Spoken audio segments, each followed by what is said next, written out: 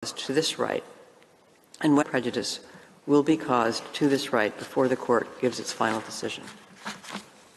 The Court recalls that the fifth question of the referendum refers explicitly to the creation of the Guyana Essequibo State, as well as an accelerated and comprehensive plan to be developed for the granting of Venezuelan citizenship and identity cards to the population of that territory, consequently incorporating the Guyana Essequibo State into the map of Venezuelan territory.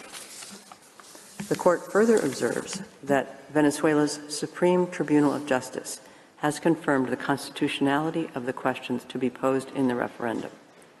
The Court notes that Venezuela stated during the oral proceedings that it will not turn its back on what the people decide in the referendum of 3 December 2023. On 24 October 2023, the President of Venezuela, Mr. Nicolás Maduro Moros, publicly stated that the referendum would give Venezuelans, for the first time, the means to take a collective decision as a country. Other official statements suggest that Venezuela is taking steps with a view towards acquiring control over and administering the territory in dispute. For instance, on 6 November 2023, the Minister of Defense of Venezuela, General Vladimir Padrino Lopez, made an appeal to go to combat with reference to the territory in question. Furthermore, Venezuelan military officials announced that Venezuela is taking concrete measures to build an airstrip to serve as, I quote, logistical support point for the integral development of the Essequibo, end of quote. The Court considers that in light of the strong tension that currently characterizes the relations between the parties, the aforementioned circumstances present a serious risk of Venezuela acquiring and exercising control and administration of the territory in dispute in the present case. It therefore concludes that there is a risk of irreparable prejudice to the right claimed by Guyana in the present proceedings that the Court has found plausible. The Court further considers that Venezuela's expressed readiness to take action with regard to the territory in dispute in these proceedings at any moment following the referendum scheduled for 3 December 2023 demonstrates that there is urgency, in the sense that there is a real and imminent risk of irreparable prejudice to Guyana's plausible right before the Court gives its final decision. The Court concludes from all of the aforementioned considerations that the conditions for the indication of provisional measures are met. It is therefore necessary, pending its final decision, for the Court to indicate certain measures in order to protect the plausible right claimed by Guyana as identified by the Court. The Court recalls that it has the power, under its statute, when a request for provisional measures has been made, to indicate measures that are in whole or in part other than those requested. In the present case, having considered the terms of the provisional measures requested by Guyana and the circumstances of the case, the Court finds that the measures to be indicated need not be identical to those requested. The Court observes that the situation that currently prevails in the territory in dispute is that Guyana administers and exercises control over that area.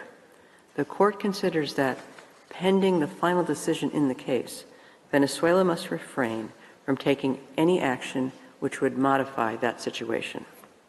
The Court emphasizes that the question of the validity of the 1899 award and the related question of the definitive settlement of the land boundary dispute between Guyana and Venezuela are matters for the Court to decide at the merits stage. The Court recalls that Guyana has requested it to indicate measures aimed at ensuring the non-aggravation of the dispute with Venezuela.